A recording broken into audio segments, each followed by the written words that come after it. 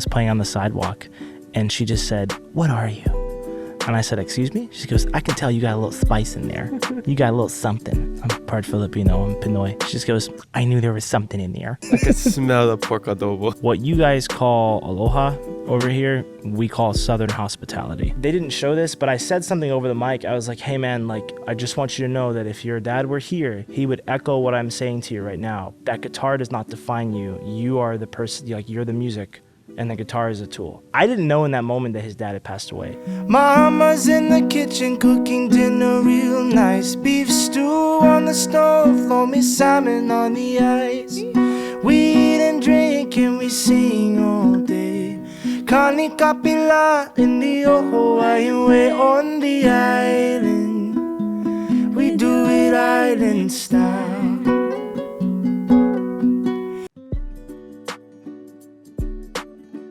Velina mai kako. Welcome to Keep It Aloha, a podcast that keeps it aloha by getting laid in Hawaii. I'm your host Kamaka, and we're talking about the flower lays, you sickos. Before we introduce our very special guest, I want to remind you all to check out our official website, keepitaloha.com, or head over to mahaloshoots.com to get some official KIA merch. I'm trying to make KIA our official acronym, but I have to say KIA instead of Kia so you guys don't get confused with the car. Anyways, I also want to remind you to check out our Patreon at patreon.com/kamakadias if you want to support us for as little as $3 a month. If supporting us with money is not for you, but you still love this podcast, please consider leaving us a review on Spotify or Apple Podcasts. I read every single review because I appreciate it so much. All right, I'm stoked for this episode, so let's introduce our guest. The Makapu'u Twilight Concert returns for its 6th year at Sea Life Park. The star-studded lineup features some of my favorite past guests we've had on this podcast, Anuhea and Kalani'Pe'a. You don't want to miss out on performances by slacky guitar legend Ledward Ka'apana and the graceful Huaka'i Polynesian Productions. Local plate lunches and poke bowls will be available for purchase along with an assortment of craft beer, hard seltzers, and wine by the bottle or glass. Upgrade to the VIP package to gain admission to Sea Life Park prior to the concert and a chance to meet these artists. And let me tell you, they are all awesome.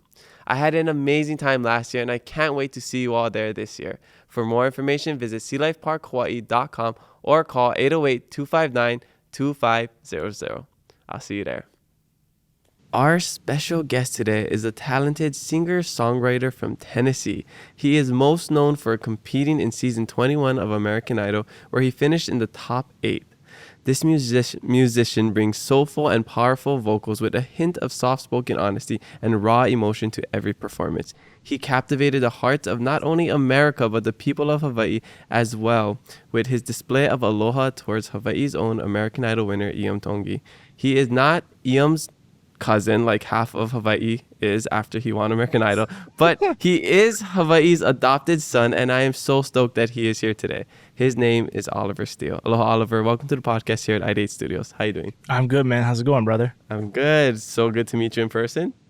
Yeah, man. It's so funny you said he's not Iam's cousin. It's so funny. Iam's mom the other day, Lily, was like, they have this joke where it's like, the results are in, you are not Iam's cousin. Yeah.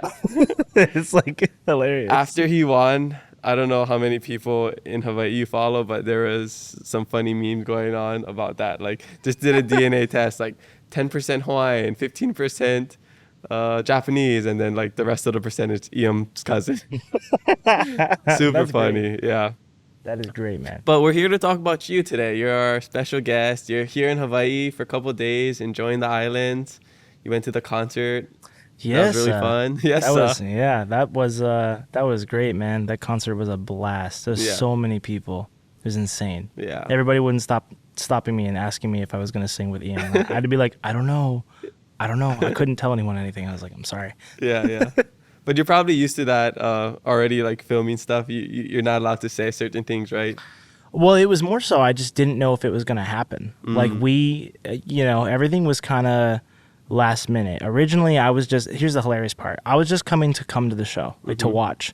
And then I totally forgot to buy a ticket. But the reason I forgot was because Turtle Bay found out I was coming and they were like, hey, since you're going to be here, why don't you come do Talk Story and we'll put you up in a room and then, we'll take care of you.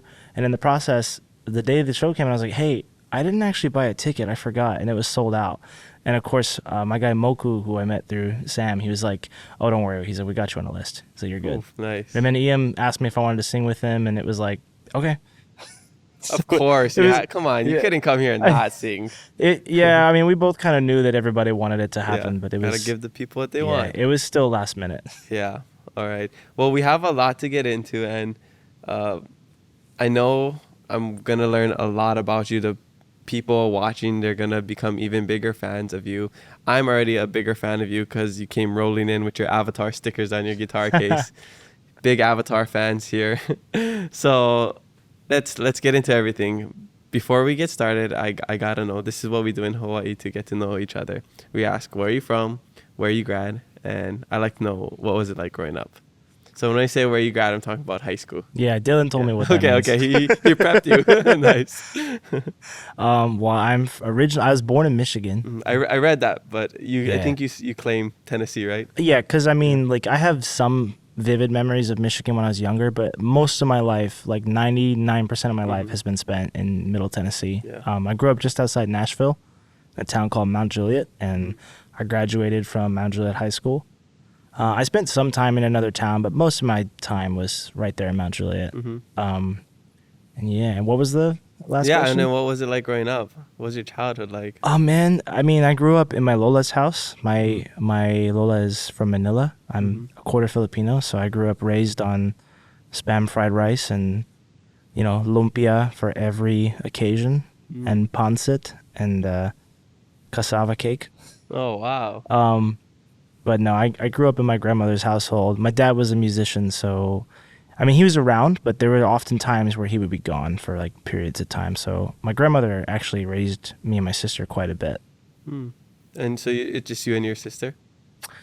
Yeah, I mean, I have two older siblings, but they live in Michigan. So, Oh, and then okay. my mom is like 3 hours away in Knoxville. Yeah. So, So it must be surprising for people to hear that you're Filipino, huh?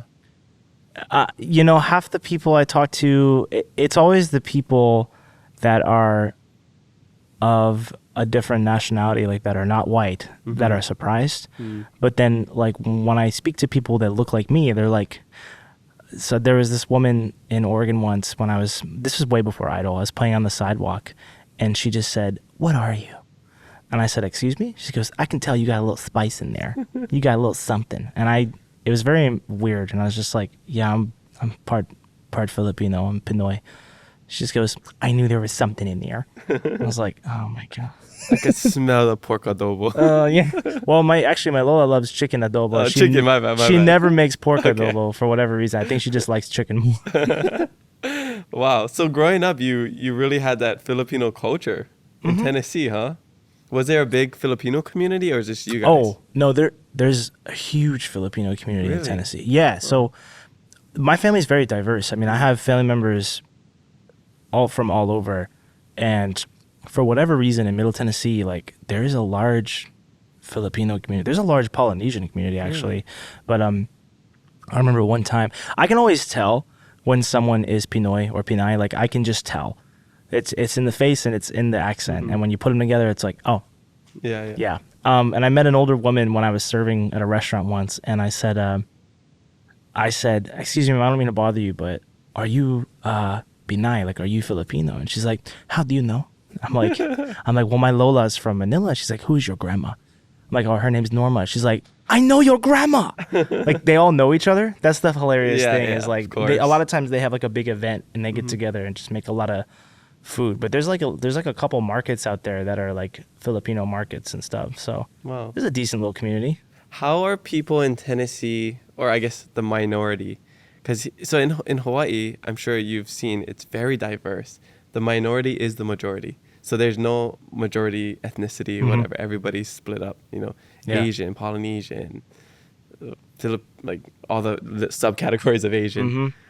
So growing up in Tennessee, which when I think of that, I'm thinking like music, like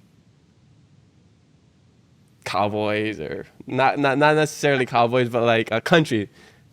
That's what I'm thinking of. So how do people react to like the diversity over there? It depends on where you are. Okay. Like, for the most part, like, people, especially in Middle Tennessee, are what you guys call aloha over here, we call Southern hospitality. Mm. And it's essentially the same thing, which is just like you treat people like your own like family and you're kind to one another. But I mean, it's a bit of an uncomfortable thing. It is the Bible Belt. I have met people that are just intolerant of other cultures. It's not everywhere. Like there's a myth that's perpetuated that the South is just entirely made up of racists, and it's not true. It's not true at all. But in certain pockets, in certain areas, that sort of mentality still exists. And it's just sort of an unfortunate reality, you know? But yeah, I mean, for the most part, everybody's very kind and very loving out there. Okay, cool. And did you kind of gravitate towards the Polynesian or the ethnic groups a little bit more growing up, just like how you did in American Idol towards Iam because of your background? I think I just felt more comfortable around them because I spent part of my younger life like living in my tita's house, like my auntie's house, who unfortunately has passed away very recently, the past couple of years. No, it's okay, thank you. But I spent part of my life in my auntie Ida's house, and then, you know, growing up in my grandmother's household, it's like for me, culture. It's funny how people define culture, but like a big thing for me is food. Like I love food. Food is the first thing that I want to try when I go somewhere new. It's like when I say show me the culture, I'm basically saying show me the local food. And so like I grew up eating the food that my grandmother grew up eating, the stuff that she makes, you know. So I think for me, like it's always sort of been there. For a while I struggled with it. You have this weird feeling. It's like, I don't look a certain way. Am I allowed to identify with that culture? You know? And it actually kind of reared its head back again on Idol, where like I had this sort of feeling where it was like, am I allowed to be proud of my heritage? Especially when I have people like Iam or like Tyson Venegas, who, shout out to Tyson, I love him, who's half Filipino and looks way more like it than I do, you know? But eventually I came to the realization it's like, it's in my bloodline. Like I grew up with that food, being raised by my Lola. Like I am absolutely allowed to say, like, I'm proud to be Filipino. I love that. Two things that bring people together: music and food. Yes. That's beautiful. Yes, that breaks down all language barriers, racial barriers, everything. Just play some good music, give us some good food. Let's kanikapila, let's kanakatak. Yeah. We're all good. Yeah, absolutely. Yeah, man, yeah. Absolutely. So I don't know how much you keep up with this podcast or like the things going on in Hawaii, but there's a lot of people here that struggle with that same thing, not feeling Hawaiian enough, not feeling a certain ethnicity enough, Samoan enough, whatever it is. That's an ongoing struggle here because, quick history, in like 1893, we were overthrown by the U.S. government. Language was banned, culture was banned. We couldn't do a lot of things. So there's a missing generation of, you know, Hawaiian culture, and especially the language. So now in the last like 50 years since Hawaiian was reinstated as an official language, we're able to practice our culture again and celebrate all of that again. So there's a lot of people still struggling to figure out like, what is a Hawaiian if I don't have the blood, but I'm doing everything with Hawaiian culture, everything in the local culture. Am I still able to like perpetuate the Hawaiian culture, the culture in Hawaii? Or, you know, I'm only like 10% Hawaiian, but I don't look Hawaiian. Am I an imposter if I, you know, talk about Hawaiian culture? So that same feeling that you had, a lot of people here go through the same thing. Yeah. That's why you're our ohana. That's what I'm saying. Yeah. It's so funny that people feel that way because like coming to Hawaii and being on the show, I chose to do an artist that's from here, you know. I chose to do a Jack Johnson song. And it was, in my mind, it was a big risk. I was like, what if people don't accept this? What if people don't like this? But like the realization that I've had, especially recently, is like, it isn't about how tan is your skin. It's about how big is your heart. Like, what is the content of your character? Clip that. And Love so you know, I'm not that I'm bragging on myself, but like Iam is like a little brother to me, you know? Like when I saw him struggle on the show, it reminded me of the struggles that I've had coming up doing music, especially at the age of 18. Like I'm 25 now. Yeah. And that was why I had to like, I just felt it in me to like look out for him and just be like, listen, bro, like you're gonna make it through this better than you think you will. And clearly I was right. Older brother knew but something. but yeah, I think being proud of your bloodline is fine. Like, that's certainly a thing. Like, that's a wonderful thing to be proud of. But excluding somebody from a culture based on what they look like is a terrible, terrible thing in my mind. In fact, like, truly, I think it's better to invite someone in and be like, this is our way of life. Like, this is what we do here. This is how we love and this is how we live. And that's been what it's been like for me since I've gotten here again, is everyone has just been so welcoming and like so kind to me. And like, I worried the other day, I asked my friend Dylan, I was like, is it weird if I wear the leis that I've been given around? I was like, do I look too touristy? He's like, I don't think so. I said, my whole thing is like, I didn't buy them. A bunch of a bunch of aunties just put them on me, and I was like, well, I want to wear them. Like, I want to wear them with pride, like that I've been welcomed here. It just means a lot. Yes. So I don't know. I ramble a little bit, but that's. Oh no, I love it. I love it. That's my mindset. Is like, it's more about how you live and how you love. It's you represent an idea and you express that to other people, and hopefully those people will accept that and become part of that culture, that way of living. Sure. Yeah. Mahalo for sharing that. That was beautiful. I think right now people listening and watching, if they weren't fans already, they just became Oliver Steele fans. Seriously. Well, that was amazing that you shared that. No, thank you, brother. Yeah. So I want to know how you got into music. I was raised with by a dad who was in the music industry, before I was born. It was always around. It was always in my household. There were guitars everywhere. There's instruments everywhere. But for me, getting into music, like becoming a musician, has been a personal journey that's been in ups and downs. When I was younger, like, I wanted to learn how to play violin. My dad stuck me in piano. I didn't stick with it. I wish I had. For the record, I really wish I had. But once I got into really like early high school is when I really started to sort of gain an interest in music again. I had been playing soccer for most of my life. I played for a good 9 years. And then I just sort of one day just was like, I think I'm done. I think I'm done doing that. And I still feel it in my knees today. So. Oh, trust me. I know. I'm a soccer player. Yeah. But I remember one day I was singing next to a friend of mine walking to class, and she got really upset and was just like, why have you never told me that you could sing? And I was like, oh, I don't sing. And she's like, no, you do. And then I remember picking up a guitar for the first time, and the first song I tried to learn was The 18 by Ed Sheeran. Oh. Because he's like one of my four.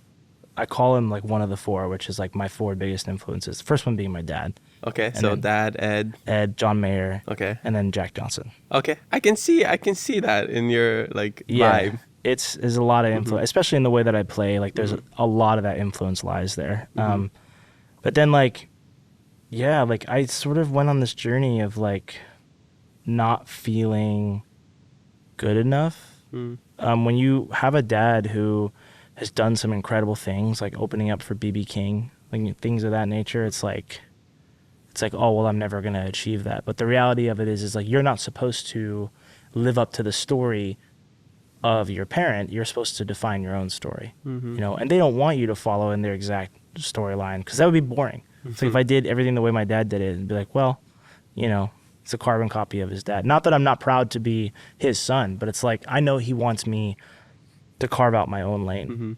And it just took some time to come to that. And I still struggle with it sometimes. Like sort of in the same vein as identifying like what you're allowed to be culturally, musically, I think I've struggled in the past with, what is my sound supposed to be? Like, am I supposed to be in this genre or that genre? But it was the moment that I stopped caring that I started writing better songs. I like to say that I'm an amalgamation of my musical influences. There's a little bit of everything in there. So for me, like, my journey has been some peaks and some lows where I felt like I didn't belong or I wasn't good enough. I would audition places in Nashville and they'd be like, oh, we love your voice, but you don't know enough country music. And I'd be like, well, I mean, I love country music, but that's not who I am. Like, it's not what I do, But I think the most important thing for me has been finding community, and I've found my community. So Definitely. You're a mixed plate. yeah, You, yeah. You are meant to. You're like a long lost Hawaiian son. Every time you say something new, I'm just like, you sound like you're just from here. Like I feel like a lot of your life is just kind of leading it into this like diverse story that a lot of us have. It's so strange because my manager said something. He was like, and this was before Idol. He's like, I don't know, man. Like, I see Hawaii in your future. And I'm like, what do you mean? He's like, I don't know what it is, but like, you're supposed to go there. He's like, you're supposed to be there. I just see this connection. And I'm like, well, I hope I end up there. Yeah, I mean, you already got a fan base over here. Dude, it's the strangest thing. Isn't it crazy? It is crazy. Like, I'm like, at one point I was like, it's just because Iam, but like, no, we actually like you. We think you're a cool guy. Like the amount of people that have come up to me and been like, oh my God, like can I have a picture? And like anytime someone does that, I'm like, absolutely.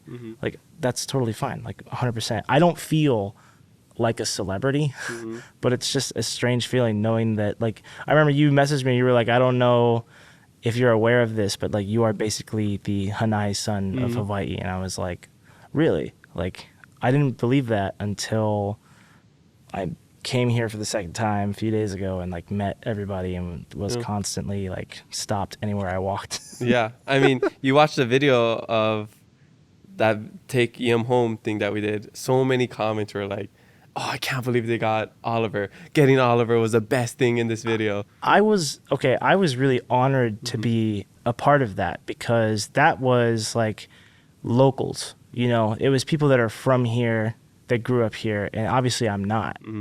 But when y'all reached out and said, do you want to be a part of this, I jumped on it. I was like, yes, absolutely. Like 100%, there's no question. So thank you, because I was really, really honored to be a part of that whole thing. It was the cherry on top. Yeah. It made me really happy. Unfortunately, it was a little rushed. I didn't have all my equipment with me, and I was like, I'm gonna have to film a phone video. For everybody, it was rushed. It was this like crazy 72-hour turnaround. So I appreciate that you got the clip to us and you were part of it. I also appreciate your pronunciation of our Hawaiian words. Major respect. I try my best. Yeah. I'm not trying to come here like, I'm going to Waikiki. Like no, bro. I was also just very good at like English and reading were like my two strongest subjects in school. So like I had this affinity for like pronunciation of things, and to the point where I'd be in Spanish class and my teacher would be like, can you read this passage? And I would like blaze through it, and he'd be like, that's really good. I'd be like, thank you. He's like, you don't know what you read, do you? And I'd be like, no. But you sound just like a native. And he would get so frustrated. He'd be like, your pronunciation is excellent, but you're not retaining anything. And I'm like, I'm sorry. So, I mean, it's like, I understand some of the like how the pronunciation works here. I'm still like, I'm treading lightly. I'm like, I don't want to try too big things, like, Humu humu nuku nuku apua. Well, everybody knows that. Okay. He's like, that's easy. Everybody knows that. But it's like, brother, is like, I'm not gonna lie, I still have problems trying to pronounce his last name. Kamaka Vivo Ole. Well, you got my name, Kamaka. And then Vivo Ole. Kamaka Vivo Ole. Is that right? Perfect. Yeah, you got it. It's like, when I look at it on paper, it's intimidating. It's intimidating like, oh, for man. sure. Yeah. Do you know what that means? Kamaka Vivo Ole? I can't say that I do. No. Yeah. So Kamaka means ka is the, maka is I. So Kamaka, the I. And then Vivo Ole means fearlessness. So it's like the fearless I, Kamaka Vivo Ole. Maybe it's like someone who sees things and isn't afraid of anything. That sounds like it describes him exactly. Yeah. I'm Kamaka Kupono. Kupono means righteousness. So it's like the one who sees things in a good way. So that's fits you perfectly. Yeah, that's name fulfillment. That's wonderful, man. Yeah. So Hawaiian's amazing. I'm sure you've been learning a lot of words and picking up some pidgin as well. Are there any words that really stuck with you so far? You've been saying yes a lot. Yeah, yes. That happens a lot. And then really it's like little things. So like Dylan was like, yeah, we have this word called kep. He's like, you're gonna understand what it means. I still don't know how to explain it, but like in the moment when he says it, it's like, oh, that makes sense. It's like when there's a joke that happens and he's like, kep, or kep. when he says like shoots at the end of a phone call, like, I'm like, I guess that's like a goodbye. Like, Nice. you Good know, deductive like, reasoning. dope. The other thing that I've noticed that I love is this sort of this linguistic thing that a lot of people here do, which is they will shorten phrases where it's like, we were at a restaurant and someone in Dylan's family was like offering their food and they go, "Oh, you like taste?" Mm-hmm. They just shorten it. And I love it. It's the Yeah. coolest. I'm like, that's so Yeah. cool. That's dope. Yeah. You like try? Yeah, you like try? Yeah, Like, yeah. I'm like, yeah. Yeah. Yeah. And that was when I met Kelly Boy the other night. He was like asking me about the ukulele and he goes, "Oh, you like show me?" Yeah. I was like, "Let me open it up." Yeah. Yeah. Like, it took me half a second. I go, "Oh," and I opened Yeah, it up. yeah. But like, I'm getting used to all that. Like, it's really, Nice. really cool. Yeah. It's cool that you're intuitive about that. And you pick those up. You pick those cues up. Like the shoot stuff. Yeah. I almost said that to you earlier on the phone. I was like, bye, see you later. No, I try to pick up on it because like if I'm gonna be here, like I want to be not just respectful of the culture, but I want to immerse myself. You know what I mean? As much as I can while I'm here. It's kind of hard when you're, not that there's anything wrong with this, but like when you're in a resort and stuff and you're around a lot of people that are not from the area, it's hard to pick that up on that. But then like when you go outside and it's like you're meeting other people, it's everywhere. For sure. It's to the point where like I feel like my accent's starting to change a little bit. Like the way I'm talking just in like 7 days has kind of changed a little bit. Yeah. A couple people are like, "You're starting to sound like a local," and I'm Yeah. like, I'm not doing it on purpose. I swear. It's code switching. It's a real thing. Really? Yeah. There's this funny TikTok I saw a while ago. It's like some local guy. He goes in front of the mirror with his phone. It's like, first day in Hawaii. And then the next week, first week in Hawaii. And then like a month, first month in Hawaii. What's up, brothers and sisters? How's it going? And he's like, his clothes are changing and everything. It's so funny. So that's kind of like, so if you're here for one more month, it'd be like, how's it, everybody? This is Oliver Steele. What's up? Yes, sir. I feel like that's happening to me. Like straight down to my. But you'd be Oliver instead of Oliver? Oliver. Yeah. So it's Oliver. How would you even spell that? Like, how would that be pronounced? Like, that's. Olivah, just like brada with the AH I at love the end. that. Yeah. I love that. I'll put out an We album do- and that'll have this. Yeah, we do the AHs at the end. Yeah. Even like certain words, like we say like tree, 1, 2, tree. Yeah. Yeah, I've noticed that. I Yeah. love that too. What is that? One tree. What is this? Tree. Tree. Tree Yeah. and tree. Yep. That's just how it is. Okay. Well, we'll definitely come back to the Hawaii stuff, but Yeah. I really want to dive into your American Idol Mhm. journey before we get into. I have a game for you as well Okay, for okay. today. I wanna talk about your American Idol experience and how you ended up getting on American Idol, because it sounds like you were pretty, I don't know, not lost, but like you were still trying to figure out who you were. You're trying to find your voice. You're trying to find your confidence Mhm. before going on American Idol. And like you said, you're still figuring it out now. But I'm sure American Idol gave you a lot more confidence. But how did you end up getting on American Idol? Weren't you the last audition too? I was. Yeah. I was the last one aired, and I actually, in real time, when they were filming the auditions, I was the final one. But that process usually starts months ahead of time. Like, I was actually around this time last year when someone reached out to me and was like, "Hey, a friend of yours turned in your name. Shout out to Josh Blaylock." And they were like, we'd love for you to start auditioning. I was like, okay. That's the first time that's happened for me, that they reached out to me. That was the big difference this time around. Because every time in the past, I would audition on my own. I would get to a certain point and they'd say, hey, we're just going to pass this year. And eventually I gave up. I was like, whatever. And the main reason I stopped doing it is because they stopped doing the open call, which is where everybody goes to a big location. I love doing that because I would meet people. I still have friends from auditions in the past, Wow, like that's that cool. were friends to this day. But I stopped doing it. I was like, it's not worth it. Like, I'm not getting anywhere with this. I'm going to focus on some other stuff. But I have to like backtrack a little bit because 2021 was a really, it was a rough year. Like I drove back home from California with like nothing to my name, like just me and my cat. I got home, I couldn't go back to my house because my grandmother was sick. She had cancer, which she beat it, but my family was like, you can't stay here. So I had to sleep on a friend's couch. I got a job working at a guitar factory that ended up not being as good as I wanted it to be. Eventually I found this community of musicians. I started going to like R&B jams where everything was improv. As a writer, that's exciting because it's like, oh, you have to think on your toes. It's like you have to think of a hook while you're up there singing. Wow. But I found this community called Pitch Meeting, which is a nonprofit that focuses on artist development. And this is where it gets really cool. So the first night that I was there, they had a special guest named Tommy Sims. Tommy Sims wrote Change the World with Eric Clapton. The first night that I was there is when I met my friend Josh Blaylock, who ended up being the person that turned in my name to a scout friend of his. Fast forward a year later, when I auditioned with Change the World.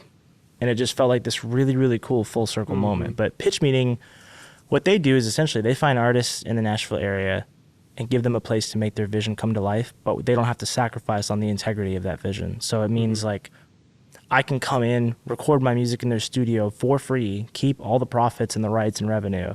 Wow. And, you know, there's no place like that in Nashville, except now there is. And that was the goal that the founders, Eric Fortaleza and Mike Gannon, had. And they've changed my life.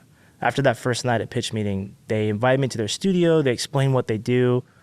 And this is what I love about them, because everybody there is a family. They give me this whole rundown. They ask me about my life.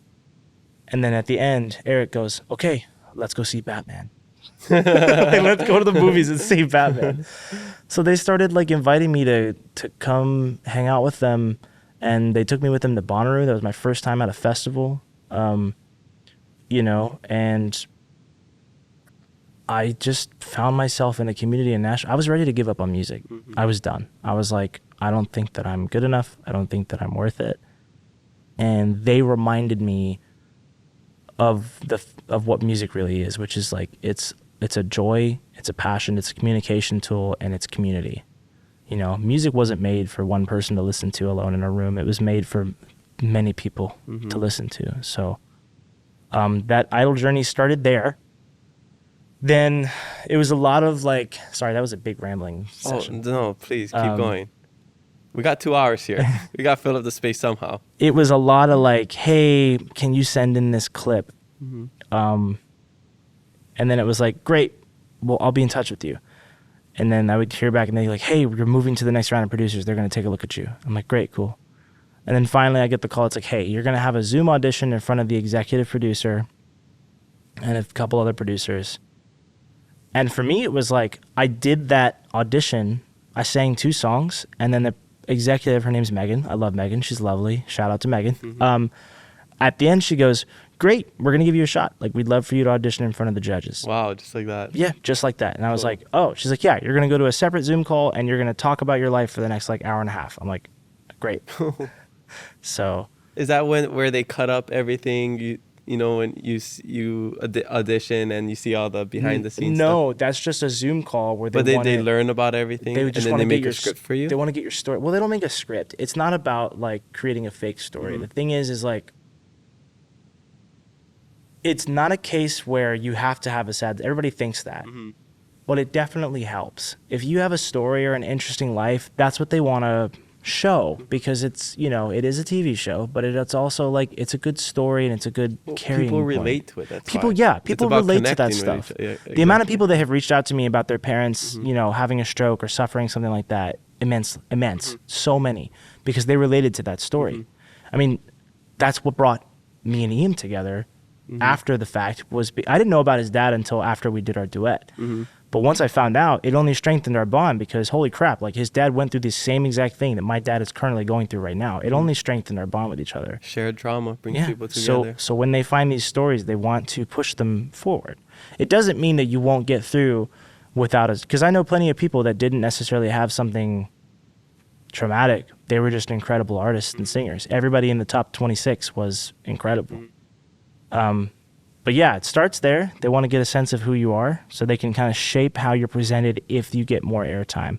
And you sort of start to get a sense of who's going to get airtime and who's not when you're filming. Because the more that they ask you to come and do something, the more that they're like, hey, can you come? We need you to come film this. You're going to come do this. The more likely it is that you're probably going to catch some airtime. At least that's my perspective. for a while, I didn't know if my audition was going to air until, this is what happened. The week of auditions is like 5 days long, right? They came to me on I think Saturday, because it was like a Wednesday through Monday kind of thing. They came to me on like the Saturday I was supposed to audition. They go, hey, Oliver, I think it was Izzy. Shout out to Izzy. She was like, you've had a really good attitude. Would you mind moving your audition to the last day? I was like, yeah, sure. Like, no problem. The last day comes. And a lot of those days, by the way, are you just sitting there waiting to be called, and then they never call you, and then they go, how many hours? All day. Like morning to night kind? Yeah. But like there was 2 different hotels. There's the hotel we stayed in, and then a block over was the hotel they filmed in. So they would be like, I need these people to come with us. You're going to do a bunch of stuff. And then they like, the rest of you, you're on call. And most of the time, you never get called. They text you and they go, we're done for the day. You can go about your business. But I did like all my stuff on the first day. Yeah. They come to me on the day of my audition. I'm like waiting, and I have my dad with me, and I go to Amy, who's sort of like the talent wrangler. I don't want to say wrangler, but like she's in charge of all the talent. Shout out to Amy. I love Amy. She's like, sweetheart, I have too much going on. Unless it's uber important, I'm gonna need you to get out of my face for right now. That's just how she talks. And I go, actually, my dad's having a rough time getting around. Can you please tell me, I know you're not supposed to, but can you tell me around what time I'm supposed to audition? She's like, okay, that's valid. Let me come back. She comes back to me. She goes, here's the scoop. You're towards the end. She said towards. She goes, you are towards the end of the day. We're going to send your dad back to the hotel and then bring him back later. Okay. Hours pass, just waiting, sitting in the background of shots. They do this thing called rehearsal, which is just they send you in a room to play your song in front of the executive, or no, and just to play your song in a room and see how it sounds. The first day, I did 2 rehearsals. The second one, they go, we need you for rehearsal. I said, no, I just did one. They go, yeah, but Megan wants to see you, which is the executive. That's another one of those hints that like they're really looking at you. And I played my song in front of the executive. Well, the day of my audition, they go, hey, we need to call you down for another rehearsal. I'm like, a 3rd rehearsal? Days later? Yeah. Why? So I go down there, and there's another executive named Nancy, and she's like, hey, how are you doing? I'm like, I'm gonna be real. Like, one of my good friends just got eliminated. Like, he was told no by the judges, and he was incredible. So I'm kind of freaking out. And she goes, I don't know if you're aware, but we have decided to close the auditions with you. You are going to be the final audition. And I'm like, great. No pressure. No pressure. Yeah. She's like, what can I do to get you like out of here and in the zone? I was like, I want to know where my dad is, and I want to know what his status is. That's the only thing I care about. Tell me where he is and how he's doing. And $20,000 wouldn't be too bad. No, yeah. So they're like, yeah, we'll take you to him. He's waiting for you. We go film a thing. And then I did my audition. And the thing about my audition that was strange was like, normally they show all these shots of people coming out with a ticket and everybody cheers, like everybody that's waiting. I was the last person. So when I came out with my ticket, dead quiet. Nobody's in the hallway. Nobody's there. I'm just like, yeah. Crickets. Yeah, crickets. Nobody's there because it was just feeling. Me. I was the last person. Yeah. And it's like 1 o'clock in the morning. So it was just a really awkward. That's how long it was. 1 o'clock. Bro, it's all day. It's all day. It looks so bright in there. Well, you have to remember, there's like, I think there's at least 200 people per city. That's a rough number, but there's like 200 people per city that they have to go through.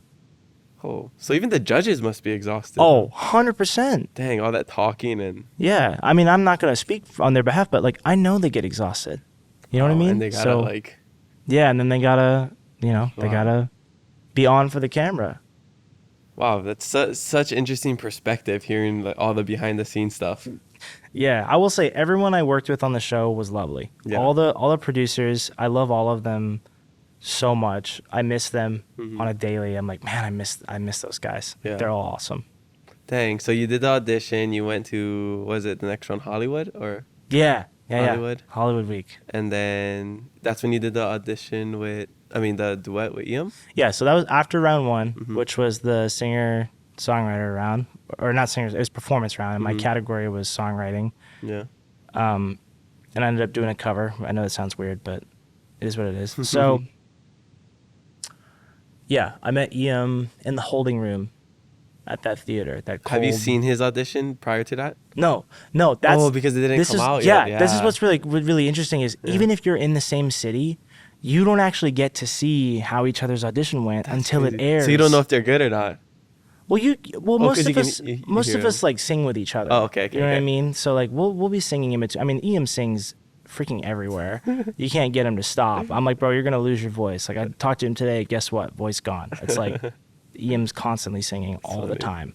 But yeah, you don't get to see each other's auditions until they air, and a lot of people don't get aired at all. Mm-hmm. So I have friends. There were people in the top 26 that didn't have their auditions shown. Interesting. But so when I met him, I had no knowledge of his story, his background, what his audition was like, who he was. But we started, I don't remember who, I think it was me, but it might have been him. One of us was singing Island Style. We both know the song. I know it because of the live version it was the Live at Kokua Festival with Jack Johnson, John Cruz, and Jackson Brown.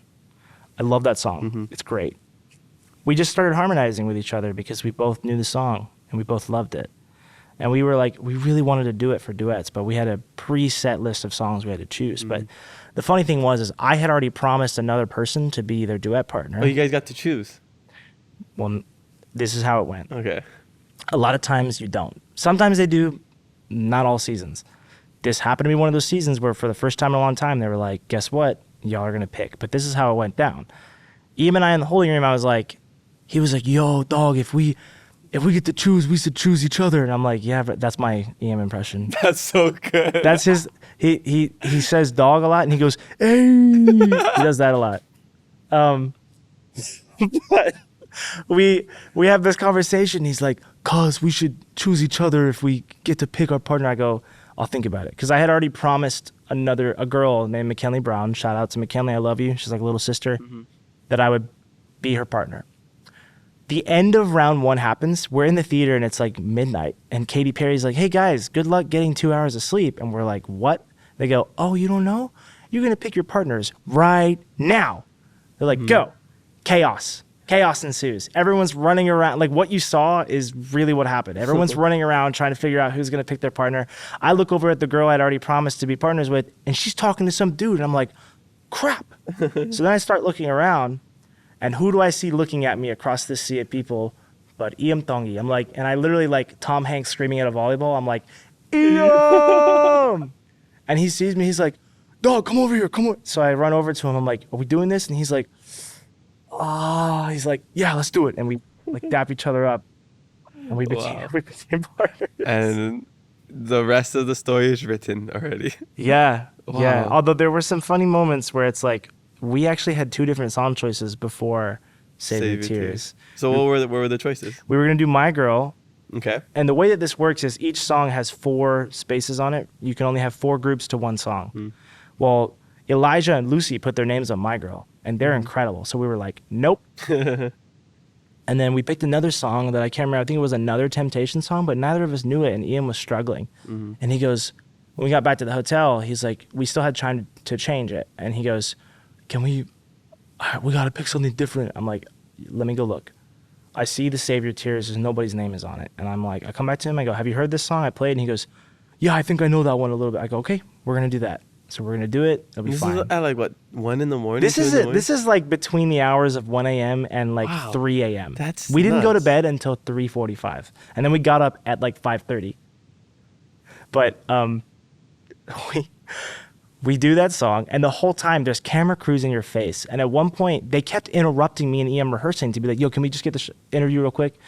I got snippy at one point, and they go, Oliver, how are you feeling right now? And I went, pretty annoyed because there's a lens in my face, and I'm trying to rehearse. And all the production crew just started laughing. And they go, we're really sorry, Oliver. Like, we have to do this. Like, we know you're trying to rehearse. And I was like, okay. But eventually, Iam comes, he's like, dog, I don't know if I can remember the words. I go, hold on a sec. I take the lyric sheet. I cut out the little block. I take a piece of tape and I'm like, on his guitar. I'm like, there. That's what happened. Yeah. And he goes, I don't want to get in trouble. I go, I promise you, you will not get in trouble. In fact, I bet they're going to love it. So it was all Oliver's doing. You're welcome, No, America. I mean, I just knew he was struggling, and I was like, if I'm struggling, I want the lyrics in front of me. So I just cut him out and put him on his guitar, you know? And then that wasn't the only problem. His guitar, the preamp was Bro. busted, right? Everybody asked if that was staged, and I'm like, hell no. Yeah. Absolutely not. You think we wanted that to happen? That legitimately happened. And the Patrick, one of the like top PAs or whatever his position is, sorry Patrick, whatever his position is, was like, you have to go on now. He's like, I've let 2 groups go before you. You have no choice. Fix your guitar and get out there, or you won't go at all. So I had taken the house guitar and started to tune it. Okay, for those of you that don't know, for those of you that are guitar players, Iam plays his guitar a step and a half down, a whole step plus a half down. That is nuts. He's the only person that I've ever met that would ever play in that position, but that's where he lives. That's where he vibes. So I had to take the house guitar in this cold theater and tune it down to a step and a half within 5 minutes. Oh my God, the panic, the chaos, the commotion. And finally I got it, and it was still a little out of tune. You can hear it in the performance. When I finally got it down, Iam goes, don't touch it. It's good. Just leave it. I'm like, all right, let's get out there. But we walked out there like everything's fine. Yeah, It's yeah. not fine. So And then the audition happens. yeah, and then you see the video. He starts crying. Like those Yeah. are, you can't fake that. No, and this is where they didn't show this, but I said something over the mic. I was like, hey man, like, I just want you to know that if your dad were here, he would echo what I'm saying to you right now. But it's, that guitar does not define you. You are the person, like, you're the music, and the guitar is a tool. Even though he gave it to you, he knew that that was a tool to help you shine. I didn't know in that moment that his dad had passed away. Wow. So I'm really glad I didn't say something stupid. Boy, they made you look really good on TV.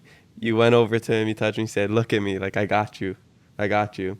Yeah, that was what So many tears. Yeah. Like, we could not save our tears. I promise you that.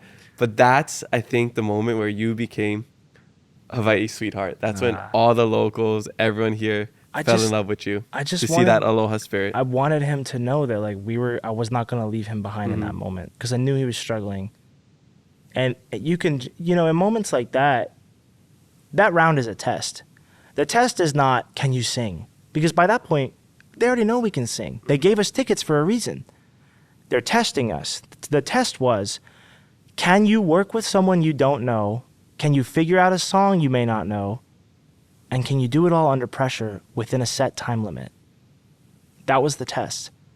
And you have a choice. It's either I'm going to fight for myself, like I'm going to just sing and I'm going to sound good, or you can work with your partner and lift them up in that situation. And when I did that, like when I looked at you, I just, what I said to him, you didn't hear it over the mic. I said, if you're struggling, like, look at me and I got you. That's what I said.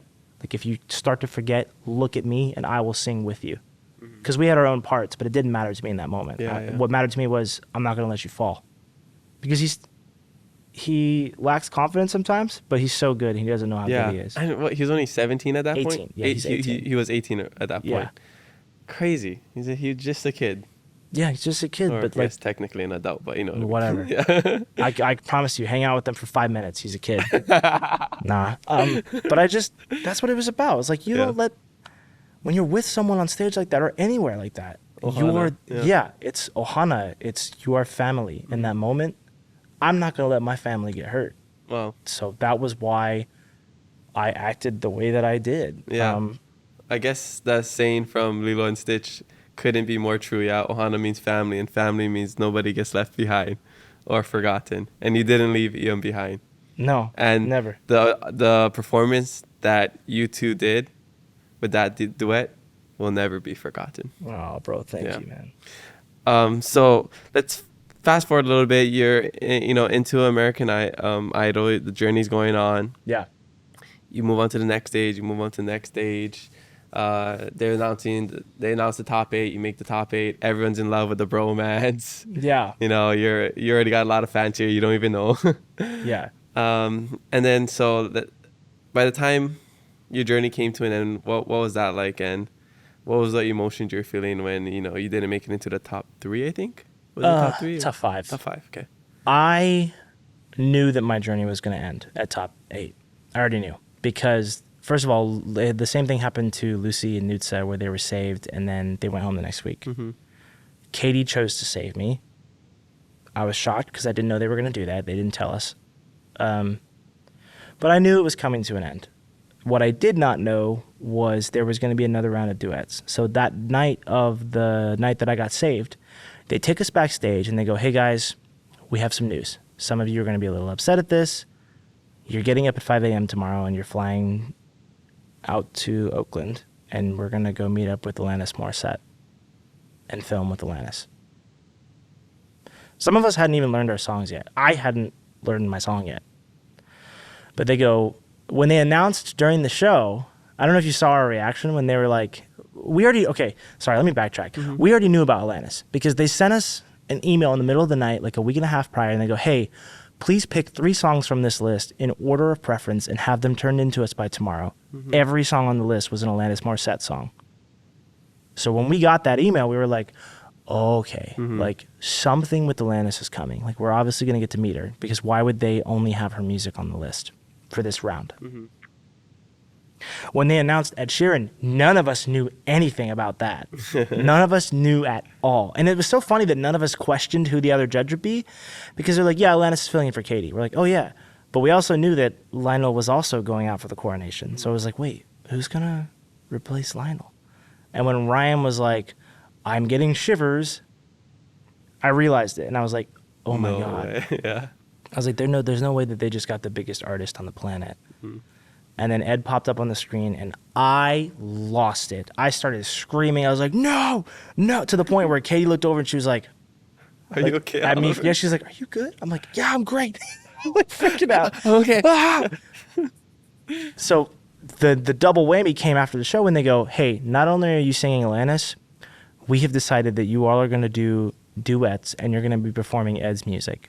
And as soon as they said duets, like me and Iam just looked at each other, we're like, because we knew. We knew. They would be stupid not to. For sure. It would be dumb for them not to put us together. Yeah. And of course, when they're calling out the names, they go, and Iam and Oliver. And we're just like, yes, sir. Yeah. Like, so we got the chance to, I knew I was going out, but the happiest part of that for me was I went out on my own terms. Mm-hmm. I went out with a mission to prove everybody wrong that had been saying, like, Oliver picks sleepy songs. His songs are boring. Which, like, in hindsight, like, I should have never listened to that anyway. And then I got to go out performing with my little brother on stage in front of... The American Idol. Yeah, the American Idol, Iam Tongi, in front of the biggest artist on the planet, Ed Sheeran. What more can you... It's beautiful. I said this in a post. I was like, explain to me how that's not winning. Mm-hmm. Like, what more can you ask for? Yeah. That is... That's the best, And then Iam created that moment, putting his lei on my shoulders. Yeah. Which moment. Not a lot of people saw, but I had some people tell me that they saw it. In the finale, if you watched closely, when he was doing his final song, I took my kukui nut lei off and put it on him. Mm-hmm. And that's why I was like, what happened to your lei? I'm like, it's gone.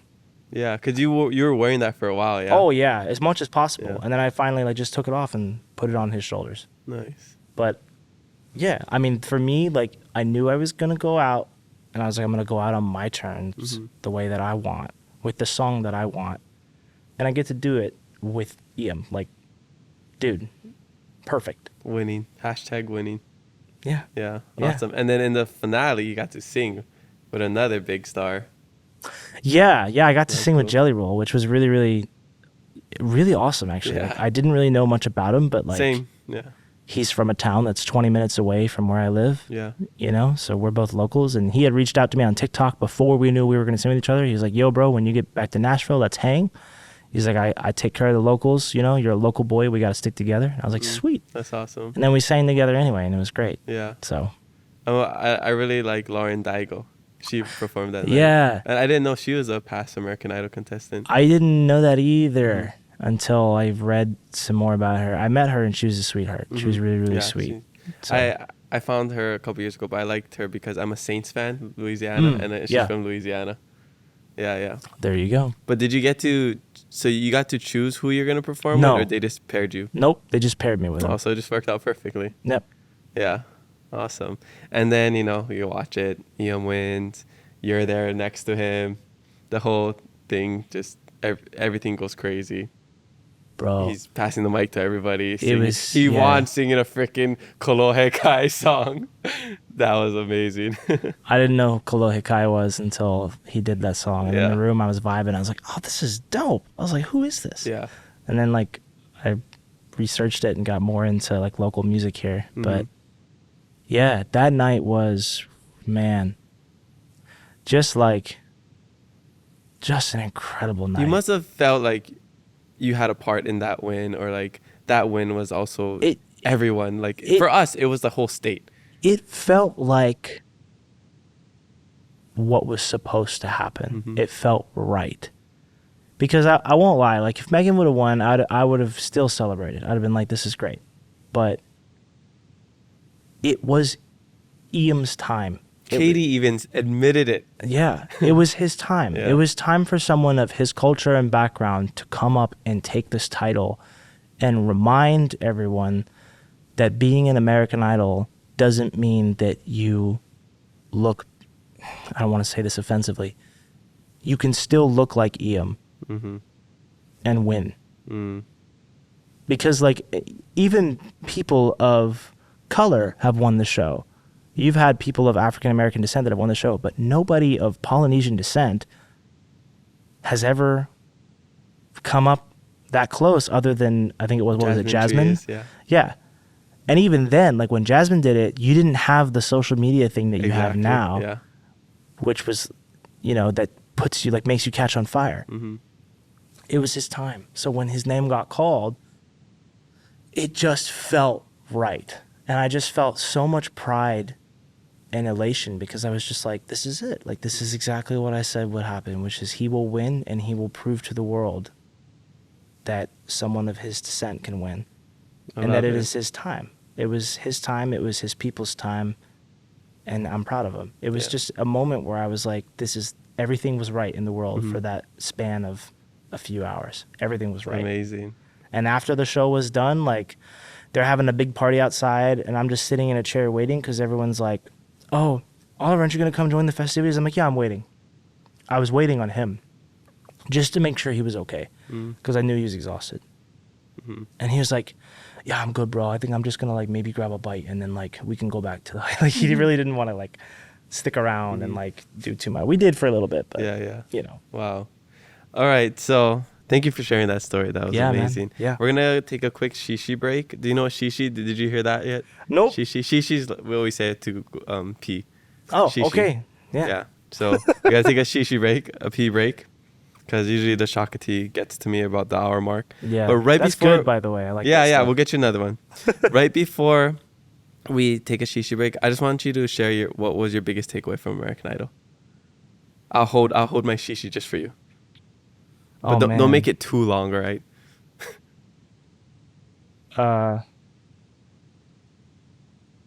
My biggest takeaway from American Idol.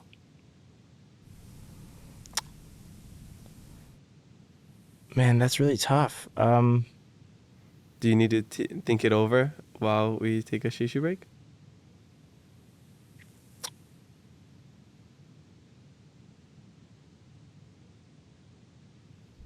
Totally. There's a line in a Jack Johnson song. It's one of my favorite songs. It's called Home. And the line is, home is wherever we are if there's love there too. And I never felt anything but love when I was on set because everyone around me was just a kind, genuine person. And I truly think that it's because we had Iam there. He brought the Aloha spirit. Yeah, that's my takeaway. And you brought the Southern hospitality. Yeah. That's why you two are the perfect duo. Yes, sir. Yes, sir. I love it. All right, well, let's take a quick break and we'll be right back. Support for this episode comes from Hawaiiverse.com. Hawaiiverse is an online marketplace with locally sourced products so you can go and support local businesses. Before I go to Amazon or any big box stores, I always check Hawaiiverse.com first if I need a gift for a friend, family member, or even myself. So make sure you check out Hawaiiverse.com, our island universe, and your one-stop shop for everything local. Make sure you use code KIA10 to save 10% off of your next order. This podcast is brought to you by Ideate Studios, a for-rent commercial soundstage at the Entrepreneur Sandbox here in the heart of Kaka'ako. Whether making a movie, commercial, music, photography, or a podcast, check out Ideate Studios for your next digital media production. And if you're a nonprofit, be sure to ask about Ideate community discounts. For more info on Ideate or to book the studio, visit ideatestudios.org. All right, we're back from a shishi break. You got your new Shaka tea, the pineapple mint flavor. Yeah. You love it, huh? That is good, bro. Yeah. That is delicious. I'll intro you to them. Please Yeah, do. they're awesome. I love them. Right now, you're holding a very beautiful ukulele, Yes. gifted to you by our friend Sam. Yeah. Sam, what was it? Mangahia? Manga Kahia. Manga Kahia? I think that's what it is. Yeah, he's Hamiota Maori. Art on Yeah, Instagram. check him out on- Sam, if I butchered your last name, Yeah. I'm so sorry. Hamiota.art on Instagram. He designed, Can you the pattern. hold it up to Yeah. the So camera? Sam designed the pattern Yeah. on this, sent the design to Kanile'a, and they created this ukulele in like a week, I think. So beautiful. Out of Koa from the Big Island. And they used sand from Kailua Beach on the inlays. And I think this was like, I want to say like mother of pearl from New Zealand or abalone or something like that. I've got my name up here. Iam says Iam Tongi on his. And then on the back of mine at the bottom it says Island. Iam says Style on the bottom of his because that is the Island song that Style. brought us together. So. Nice. And then it's got just various like patterns that represent like my heritage, my family, my story on it as well. Even some Filipino designs on there. So I'm very honored to have such a beautiful instrument like this. Super Yeah, cool. and- Make sure you go check him out on Instagram, Hamiota Art, Yep, and shout out to Kanile'a as well. and Kanilea. Yeah, they make some of the best ukuleles. I'm biased towards the kamaka though. I don't have experience with kamaka, but hey, Well, you do now. You got about our experience with kamaka right now on the podcast. All right, so we actually have a very special thing that we're doing right now because we were just, cruising, doing our podcast thing. We took a shishi break. We heard that some other friends were around, and in true island fashion, people just call each other up. They see what you're doing. They come together, and what do? They kanikapila. yep. So right now we actually have two past podcast guests in the studio just cruising over here. So I want to invite them on right now, Kelana and Dylan. Let's go. They're going to jam and I'm just going to What's cruise. up, fam? Hey, I'll give you a hug when we get up. I'm going to move this. That way we don't bump a microphone. I know. Yeah, if we can move this microphone. Here. Yeah. We'll move it. We're just adjusting right now. All right. Okay. Oh, so okay, I see what's going on. All right. Okay, so you're doing that. I'm just gonna cruise in the back, pretend like I'm not even here. Dylan, that's a nice I have guitar. no musical talent. Where'd you get that guitar? I got it from Oliver. Oh yeah. This is his one. He's Shout out to sponsored by- Breed Love. Breed love. Yeah. All right, so this is the first time we've done this on the podcast. This is pretty cool. I think I have to adjust to the frame. Hi. All right, so go ahead and jam. I'm just here as a Sweet. as a What fly we on the jamming wall. today? You know what? I've done it 10 million times, but I'll do it again, like island style. Why not? It's the only song I know on this ukulele, so. Sounds like a Well, it's good not the one. only song, but do it. yeah.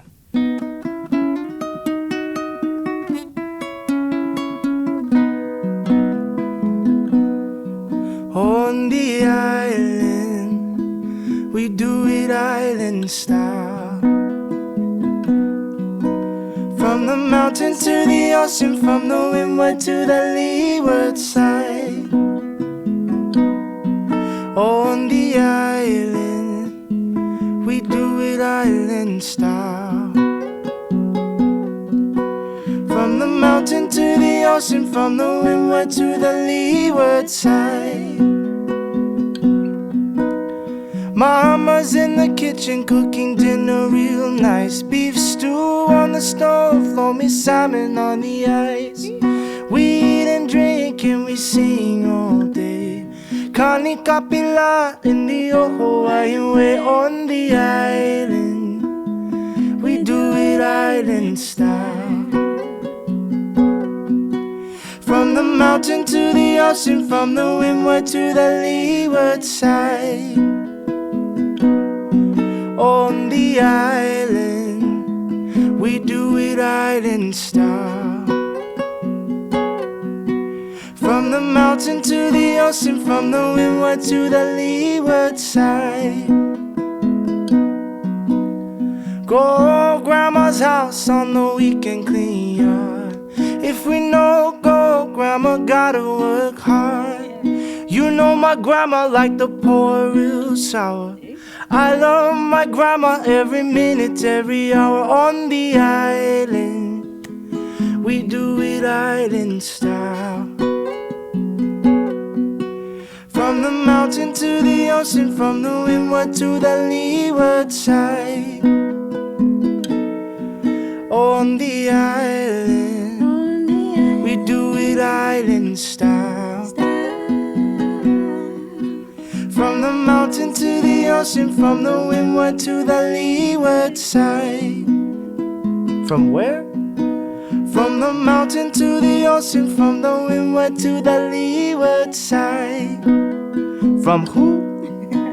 From the mountain to the ocean, from the windward to the leeward side. I'm gonna sneak right over here. Get in here. All right. Oh, I'm back here. I'm back here. All right. Wow, that was amazing. This is so cool. I'm sitting right next to my past podcast guest with my current podcast guest. What up? This The is one and only Oliver Steele. yes. That was awesome. I hope you're all enjoying. This was totally unplanned. It just happened. Well, yeah, Yeah. kind of. It was all very spur of the moment. Well, no, I guess you knew where your whereabouts, Well, it was. but I made you all just come and Yeah, sing this yeah. together right now. That Yeah. was pretty fun. Yeah. Yeah. Okay, so we got to get back to Oliver stuff, but let's do just a quick check-in with Kalana. How you doing?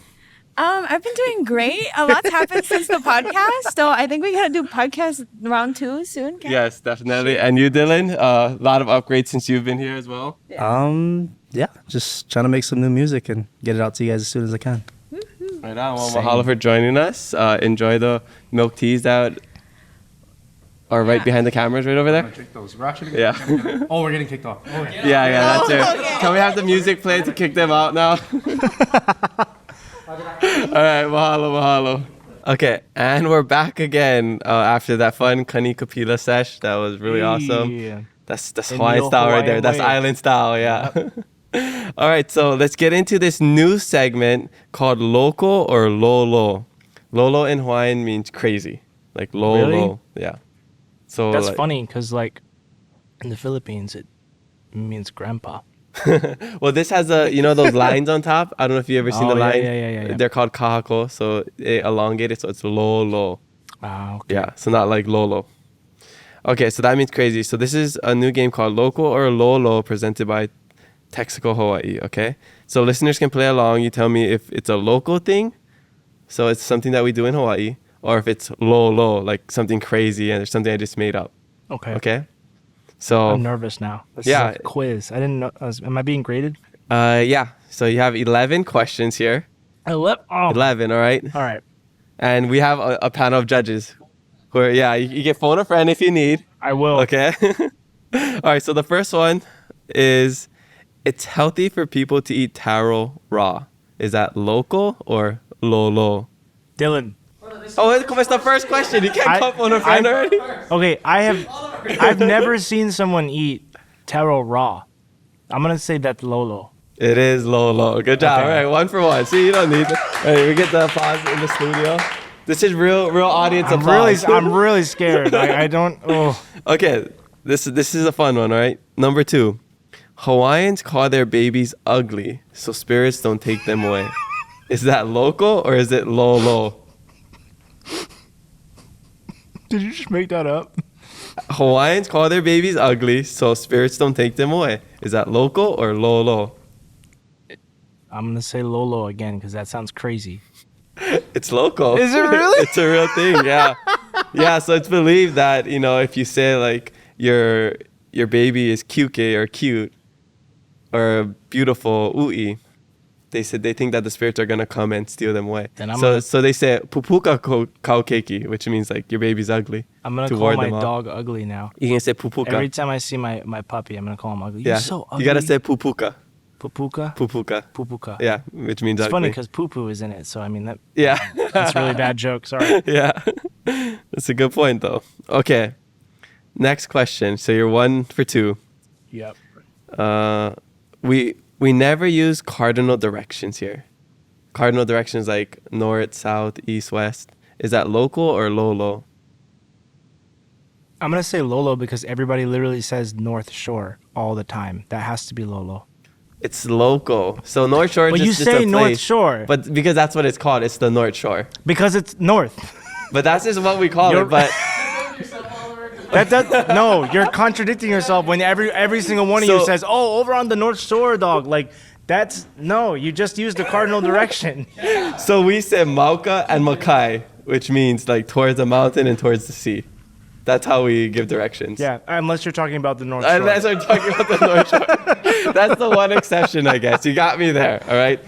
Because, I mean, we don't really say South Shore when you're talking about, like, Honolulu. We just say Honolulu or Waikiki. The town, Mm-hmm. yeah. So North Shore is specific to, like, that's just, well. Yeah, it's to the known north. for. All right. Next question. You got half right then. It's perfectly fine to call people auntie and uncle, even if you're not related to them. Local or lolo? That's local. It's local. I know because everyone I've met is like, "Oh, I'm auntie this," or and I'm like, "Oh, thank you, auntie." And Yeah, they yeah. Put a lay on me. I'm like, "Thank you."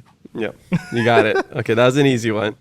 Okay, this one might be a little challenging. Okay, is it common for people here to add sugar to their poi to get rid of the sour taste? Local or lolo? Have you had poi yet? Dylan, what do we have? We had Oh, kulolo. kulolo. So Okay, we haven't had like. So the taro is a pounded Mhm. taro, or the poi is a pounded taro where you add water. It's usually sour. Okay. People Yeah, usually I drink mean, I've heard that. I have heard of some people putting sugar on it because they don't like it as sour. In fact, I'm pretty sure Iam doesn't like it sour like that. I'm gonna say that is local because I've heard of people doing it. But if I'm wrong, you can tell me. Okay, so I guess this depends on your perspective, but I'm just going with the most common. I'm assuming it's Lolo It's because you're Lolo, not supposed to. because, I yeah. changed my answer at the last second. Nice. Okay, it's kind of frowned upon to put sugar on your poi. Back in the days, traditionally you wouldn't add anything to it. You'd eat it. The more fermented it is, the more sour it is, the better. And it has a lot of probiotics. It's good for you. So Okay. putting sugar on your poi is frowned upon. Still haven't tried it yet. Yeah. Well, yeah, we got to get you some before you leave. Okay. This one, our friends over here can back me up on this. According to science, when you're a kid, if you put your slippers on your hands, you run faster. Local or lolo? I'm gonna assume that's local. It's local. All right, so Everyone this- immediately had an opinion. This, fast. This, slow. That's just how it is. I don't know why. It's just science. It's science. It's how all the kids grow up. Dylan's like, try it. Yeah. you will be fast. So if you're ever running away from something, shift those slippers to your hands.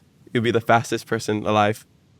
Got it. Take the slippers off the grippers on the mittens and speed away. Oh, it's bars. That's right. I called Bars. That's right. I said grippers. Come at me. Okay, next one. In the city of Hilo, on the east side of Hawaii Island, where I'm from, Did you just say east? the east side. Well, I'm just saying that's the east side. I say when we give directions, Yeah. it's different, all right? But it's on the east side, you said. It's on. Well, I did that so you understand.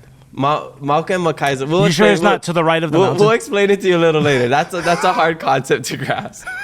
All right. In the city of Hilo, on the right side of the island, little lower than the North Shore. All right. They say ice shave, not shave ice. Is that local or lolo? It's Lolo. It's local. Whatever. I don't know why we do it, but we call it ice shave. We don't call it shave ice. Okay. Every sign I've seen says shaved ice, but In Hilo specifically, if you go there, you come visit. In Hilo, It's okay. ice shave. Yeah. okay. Okay, next one, all right? Sorry. 4 more questions left. This is a tough one, but you're doing great. You're doing amazing. Why to me? 7-Eleven is a favorite stop for locals to pick up snacks. Is that local or Lolo? I know for a fact this is local because when I asked Iam what the local food was, his answer to me was, "Dog, the 7-Eleven musubis." And I was like, "What?"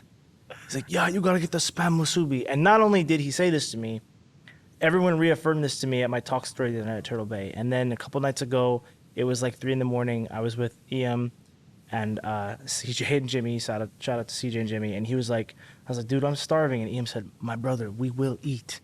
And we proceeded to go to 7-Eleven and literally buy a ton of spam musubis and like ready meals and Simon and yeah. Well, there you have It it. is local. That's a thing. Smart man. It's local. All Which, right. by the way, that's not a thing on the mainland. 7-Eleven is not the same on the mainland. That's what we hear. Yeah. Okay, so next question. The spam musubi is the national food of Hawaii. Local or Lolo? That's okay. You're like, nah, that's First crazy. of all, Wait. No, that's Lolo. Are you sure? I'll let you change your I'm answer. pretty positive that's Lolo. You're pretty positive. Yeah. Spam hasn't been around that long. Smart man. It's Lolo. It's Lolo. All right. You got that one. Okay. Next one. When someone throws up the shaka while surfing, that means there's a shark. Local or Lolo? I've never heard that before, but I've only surfed for 2 days in my life. So I'm going to say Lolo? It's Lolo. Yeah. Yeah, that's not what that That's means. not what it means. Yeah. I think if there's a shark, people would just quietly go in.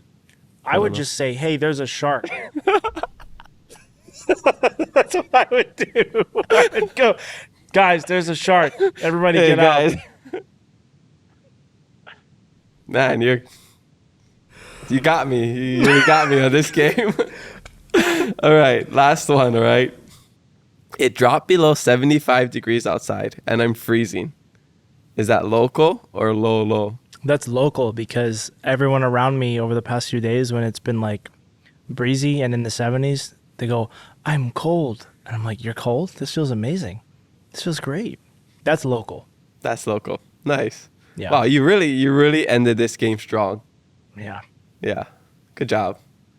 Thanks. I'm surprised by how well you did and Yeah. how much reasoning you put into this game. Well, I spent a lot of time around people on the North Shore. And Can we take a break? Learn some things. All right. Well, I'll adjust this game accordingly for the next time. But thank you so much for playing this game presented by Texaco Hawaii. Local? or Lolo? It's your friends that I've been hanging out with. Yeah. That's where I'm you need getting new all friends. my- You need new friends. That's where I'm getting my information. All right. Okay. We're going to go right into fan questions right here. Okay. Bet. This one comes from Bryn.Swanson2. What's your favorite memory from American Idol?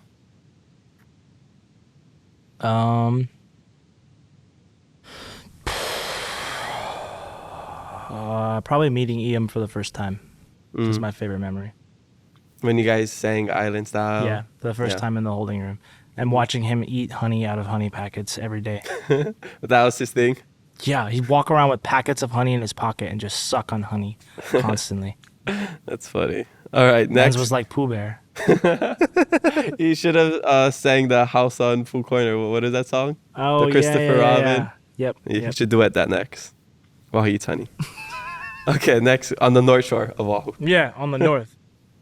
Next question comes from Chris Day 20. This person wants to know, how does it feel to know you've gained a whole new ohana on this side of the world? We love Oliver Steele.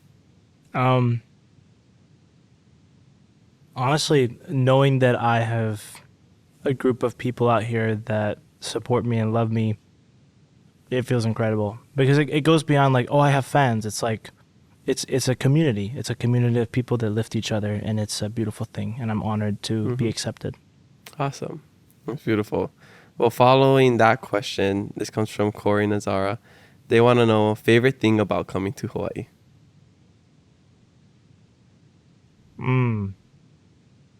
Favorite thing, the people. Mm. I love the people here. I love the culture. The food comes second, but definitely the people. Yeah. Hawaii is Hawaii for its people. Except for Dylan and Kaylana. Yeah, right. Whatever. Yeah. No, I'm just kidding. Feel free to leave whenever you want after that. Yeah. All right. No. All right. This next question comes from Cam Gardner Official. What are your hobbies, or what is something you wish you could do besides music? Well, based on the last 2 days, I wish I could surf. Better, but my hobbies, like, I love to cook. Actually, like I'm big into cooking. Like, it's fun. I play video games a lot. I like to skate. I'm not good at it, but I like to skate. Like, just cruise around. Something I wish I could do. Nunchucks? Hey, he was swinging some nunchucks around earlier. You got some skills. Man, I guess play another instrument, like piano or horns or something. I don't know. Something music related. I would have to, like. But it says besides music. But okay, besides music. Well, you didn't say that. Something I wish I could do besides music. I could see you getting into surfing if you lived here. I honestly, like, I wish I could, like, surf every day. I wish I could do, because I love the water. I love being out in the water. The back of your calves don't love being out in the sun, though. I got really burnt. Really, really burnt. I wish I could snowboard. I've never done that. Oh, I really wish I knew how to do that. Yeah. I'm trying to think of, like, hobbies I wish I had. Oh, you know what? I wish that I could draw. Oh, okay. I wish that I could, like, draw things, because I've always loved art, but I cannot draw worth a crap. I never invested time into that skill. Maybe Sam can help you out. Maybe. Yeah. Maybe. He's really good at it. Yeah, he's amazing. Okay, cool. Next question comes from Sean Loke. What does the Aloha spirit mean to you? Where I'm from, we call it Southern hospitality, but it's just loving one another and taking care of each other, you know, treating people as you want to be treated, but also making someone feel as if not just like they're a guest, but like they are home. And that's what everyone here has. I've actually seen that. I've seen several comments and people have said, hey, welcome home, which is, you know, that's amazing to me.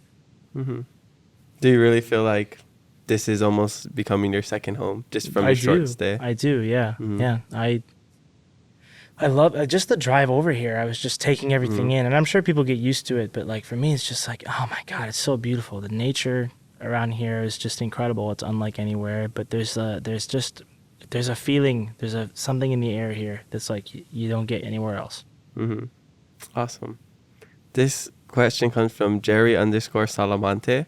Elaborate how you're Filipino. You alluded to that once on IG, and that adobo is one of your favorite foods. So you talked about it a little bit earlier in the podcast. I like how he says elaborate. It's like, prove it. Yeah, prove it. No, show me your DNA test. My Lola's from Manila. She's a full-blooded 82-year-old Filipino woman, still kicking, still going strong. My dad is half. He was born in Subic Bay, Olongapo. And I have several Filipino family members in the mainland, especially in Tennessee and even in California and other places. And I grew up eating Spam fried rice and lumpia and adobo and cassava cake. It's part of my my heritage. So, yeah, there's your elaboration. Yeah, take that. He just showed his work on that math. So 25% Filipino and 75% Iam's cousin. Is that what the DNA is? we are brothers. Brothers, sorry, my bad. But not by blood. All right, last question comes from Tally Weschler. Hopefully I said that right. How does he feel when he is with Iam after winning American Idol? Anything changed? No, you have to understand that, number one, my perception of Iam has never changed based on his popularity or mine for that matter. He is still the same goofy dude who can't be serious for more than 5 minutes. That is Iam Tongi in a nutshell. And he's still the most loving, passionate person I've ever met. One of the best singers I've ever met. And, you know, my perception of him now, like with his fame, like I actually witnessed that start when we were on the show because we would go places in LA and like we went to In-N-Out. It's packed. Person behind the counter is like, comes up, is like, Iam, I love your music. And I'm just standing next to him. I'm like, I'm his duet partner. No, my perception of him hasn't changed at all. He's still just a wonderful guy. And it's like my brother. You know, there's things about him that get on my nerves, and he'll say that about me, but that's brothers. That's brothers. That's yeah. brothers, you know? Yeah. So, yeah, no, I wouldn't say anything's changed. Okay. Would you say anything changed for you since the show ended? Yeah. What's been the biggest change or the biggest thing you've noticed? People knowing who I am. Mm-hmm. Is that And, still like, weird for you? It is, because you'll be out and around. We were eating last night, and I'm sitting with Kaylana talking, and someone just came up and was like, excuse me, can I get a picture? And it's like, you're not going to be rude and be like, no, go away. I'm going to be like, yeah, of course. Like, I'll get up and take a picture with you. Although it is kind of weird when we're like eating in a public setting. You're right about to scoop food No, into your mouth. I mean, that's kind of what it was. But, you know, it was fine. Like, the dude was really sweet. So. Yeah. So just a kind of like a disclaimer for people. It's okay to take pictures. Just don't ask people when they're eating or when they're about to scoop food into their mouth. Yeah, or with family. Like, Or yeah. no. Yeah. Just take a picture. Just go in a corner, snipe a little picture, zoom in a little bit. It's really me asking out of kindness, because if you do end up asking me, I don't have the heart to say no, but I would really like to sometimes. Okay. So just avoid asking altogether, and then when I'm done eating, if you're still there, I will happily talk to you or take a picture with you. I'm sure this will die out eventually, and everyone will forget who I am, but for now... No, I don't think so. Especially with this episode coming out, you're going to be remembered even longer, and this is going to be playing for years to come. So, Nah. yeah. And I'm sure you'll be here in Hawaii multiple times a year because of the fan base that you... Dude, I'm already like grown. trying to plan to come back. Yeah. Like, the people at Turtle Bay were like, hey, whenever you want to come back, we'll take care of you. Like, Yeah. just come back and play, and we got you. And I'm like, you guys are the only people that I will ever work for free for. Nice. So, All right. Well, mahalo, everybody, for those fan questions. Make sure you leave some for our next guest, and maybe your question will make it on the podcast. All right. So we're coming to the back end of the podcast, and I'm going to try to fly by these questions because I feel like we have a big hangout session that we have to get through after this. Okay. I asked all of my guests, what does Keep It Aloha mean to you? That's the name of the show. That's what I always try to do in life, is to keep it aloha. What does that phrase mean to you? Again, I go back to the line in my favorite Jack Johnson song, which is, home is wherever we are if there's love there too. This just means love each other. Like, be kind to each other. Lift each other up. You know? That's really what it means to me. But isn't it hard to show aloha or Southern hospitality when somebody isn't showing it back? The point is not to receive. The point is to give. You will get more out of giving to people than you ever will receiving something from somebody. And I've found that to be true in my life. I love that. You know, like if one person sends me a note and says, this song meant something to me, or you're talking to me really helped my day, that just like in that moment, in that single moment, the happiness I feel is worth more than 1,000 gifts throughout the years of my life. Do you know your love languages? Is it words of affirmation? Some of it is words of affirmation. Some of it is physical touch, although that's more for like if I'm dating someone. Wow, Oliver. Yeah, words of affirmation, and then I think like somewhat acts of kindness, but I'm very like word oriented, you know, being a singer, and I used to write poetry, and it's like, yeah, definitely like words of affirmation. Definitely. Cool. Just a guess. Okay. What part of Hawaiian culture do you relate the most to? Man, I love the music here and the food, but like good music and good food go so well together, and it's everywhere. It's everywhere. You can't like. It's a bit like Nashville, but like less competitive. In Nashville, it's like everyone's trying to make it. Out here, everyone's just like good. Everyone's in the back of Dylan's house. Yeah, everyone eating and everyone's jamming. like just good at it, and even if they're not, it's like nobody cares. It's like we're doing it because we love it. That's my favorite part of the culture here. Yeah, and that's like the thing that you were reminded about when you worked with Pitch Meeting, right? Is that what they're called, Pitch Meeting? Yeah, pitch meeting. Yeah, when you were kind of losing your drive and your love for music, they reminded you that you just do it for joy, you do it for pleasure. You do it for the right reasons. Yeah. For the joy, and that links back to just the people. It's the people. You know. Yeah. I have a friend that he has this saying, and I love it. It's people are the point. Yeah. I feel like in Hawaii, we're very people-driven, ohana, family-oriented, so I totally get that. And I feel that deeply for sure. Yeah. Okay, what's the best advice you've ever received?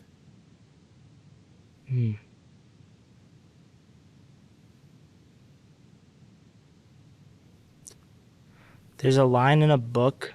I'm not going to say the book, but the line is something that I took away as a piece of advice for my life, and it's don't pity the dead, pity the living, and above all, those who live without love. I have to let that sink in a little bit. Don't pity the dead. Pity those ones living without love. Yeah. Because the opposite of love is not hate, it's indifference. Yeah. It's awesome. Dang, you just got real deep on us. That's the poetry side coming out, Yeah. huh? Yeah. That's that like middle school. I'm going to be up at 2 a.m. thinking about that now.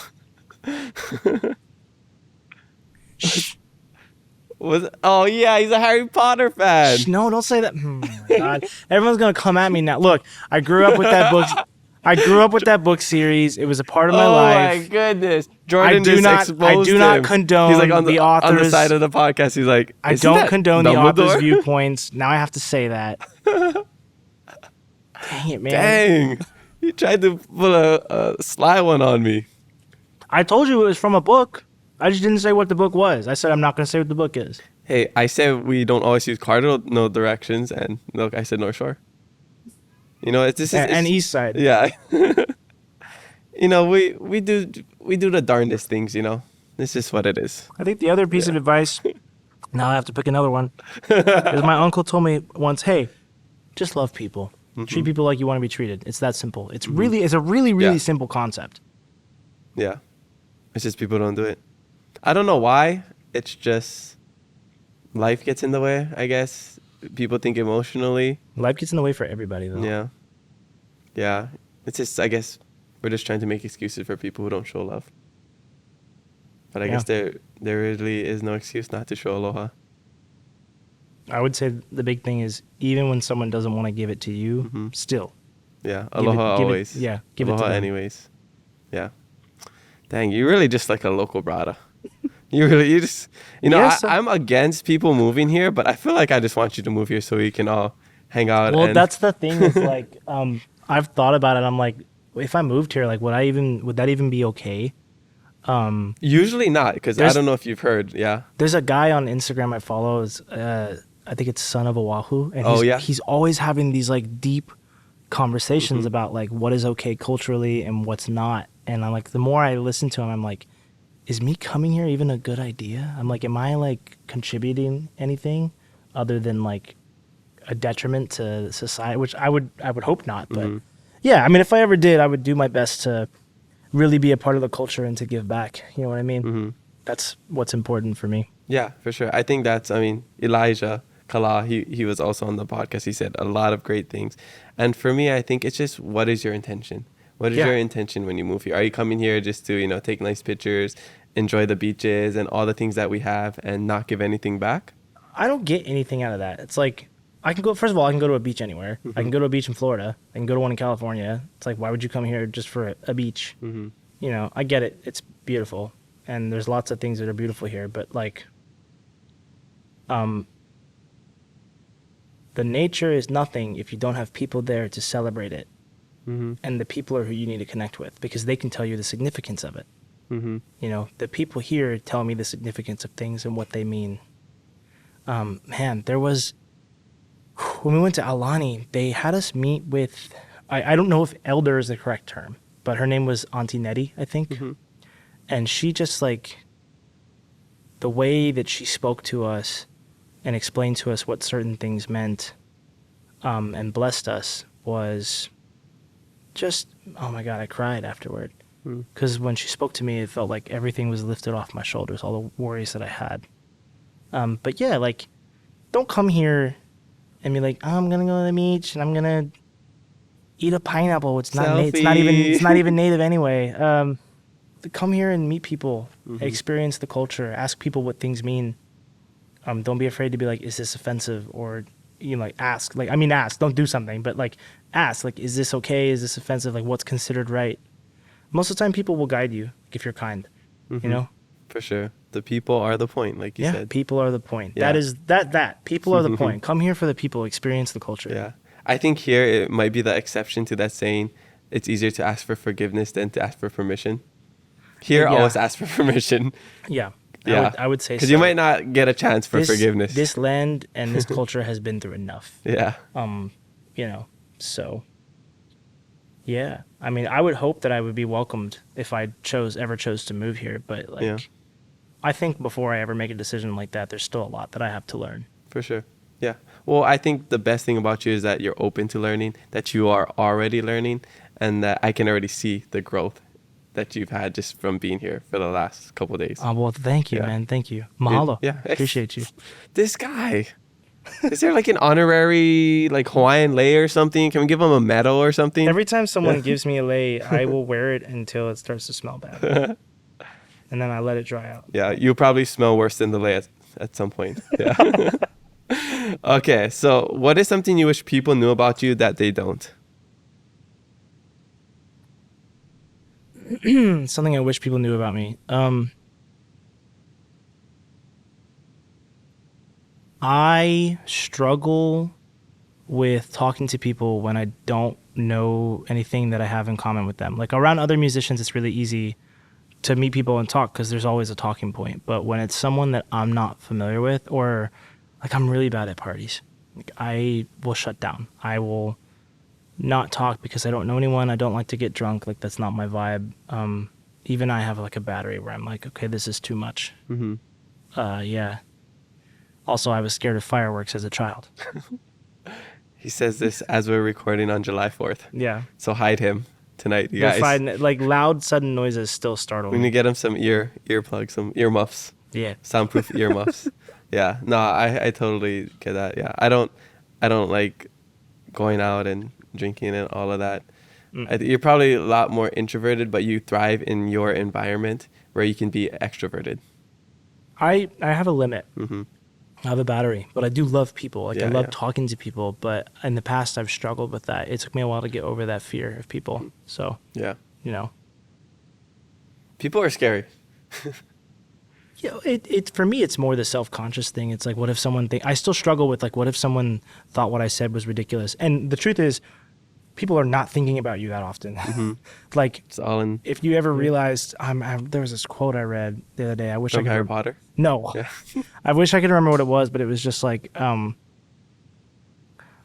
day you realize that it's something like when you realize that people are not talking about you as much as you think you are or you think they are, you will have a much better life. Because a lot of times we're so self-conscious. I struggle with that. It's like that was a struggle on the show. I was looking at comments and what people were saying, but like the truth of the matter is like even if people are talking about you, that doesn't matter. People that don't have your interest in mind, you know, push that to the wayside, pray for them, you know, wish the best for them. But the people that will lift you up, that's the people you want to surround yourself with. Yeah.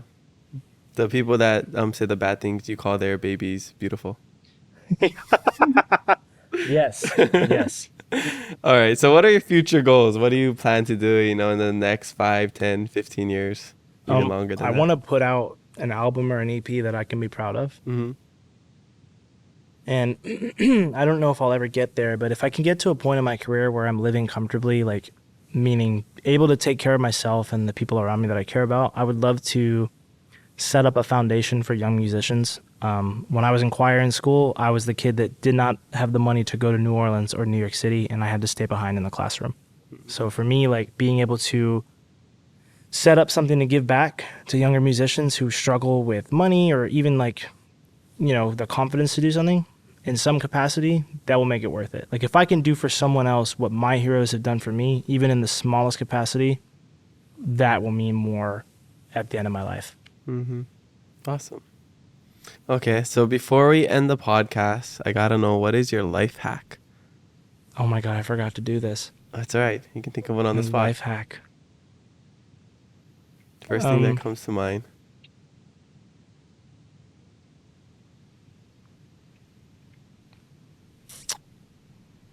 Forgive. Mm-hmm. Forgiving doesn't mean forgetting, and it doesn't mean rekindling. But when you forgive, that weight comes off of your heart and off of your shoulders. Forgive. Simple. To the point. Okay. Awesome. Mahalo for sharing that. Okay, here are my last fast Fave 5 questions. These are just rapid fire answers, okay? Sure. All right, so you ready? Yeah.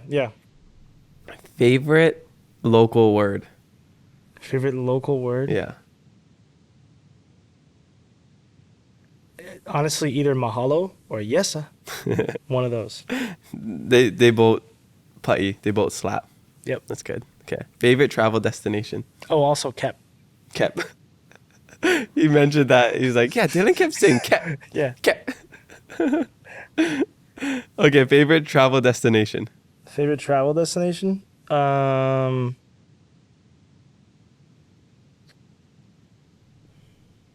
that's there's so many cool places. I don't know. Iam's family's house. No, I'm just kidding. Okay. Outside of Hawaii. Oh, outside of Yeah, Hawaii. yeah. Okay. I really like Florida. Actually, Florida. I know a lot of people hate on Florida, but I just have a Never lot of been happy. there. I have a lot of happy memories there. Yeah, that's totally valid. Okay, favorite song to perform? I can't answer that question. That's like asking a parent who their favorite child is. That's like, easy. I ask my like, parents y'all that can't all the answer time. that They say question me. either, can you? No. Like, why do people ask musicians? What's your favorite song? I don't have a favorite Come song. on, sing a song. Wonderwall. Let's go. Don't ever say that again. Don't ever say that again. I'm going to get beat up after this podcast. That kanila ukulele is going to come down on my head. Okay. Favorite airplane snack? That's a really good question. Favorite airplane snack, as in the ones that they give to you? Or whatever you bring on the airplane to eat? On the way over here, I bought a giant bag of macadamia nuts. Chocolate covered or just... No, just salted macadamia nuts. You ever had the chocolate covered ones? Yes, I have. Actually, my Lola wants me to bring her back a box of those. Okay, yeah. You got to get those big ones, like the Hawaiian host or the Mauna Loa kind. Yeah. Yeah. Those are the best. Okay, favorite movie?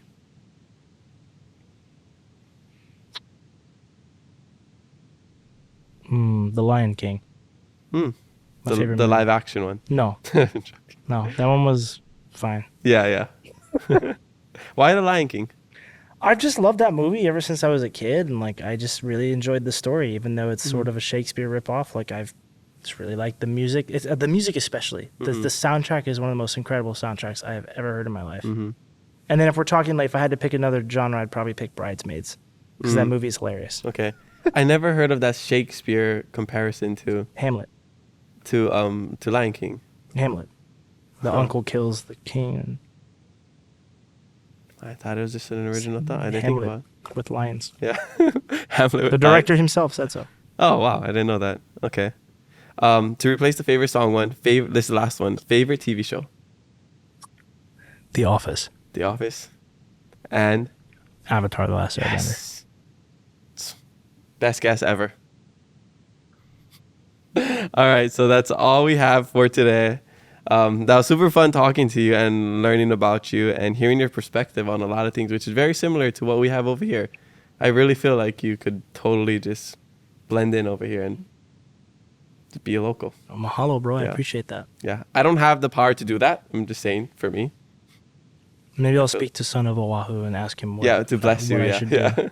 Be like, shout out to Son of Oahu. I'm Yeah. like, what could I do to live here and be a part of the culture? For sure. Have you had him on? Yes, yeah. course His you have. episode was Of course really you have. good. Yeah, I'm gonna all these look- people that you're bringing up, I'm gonna look for it. Yeah, for sure. That's a really good episode. Yeah, but is there anything you want to share with everybody before we wrap up?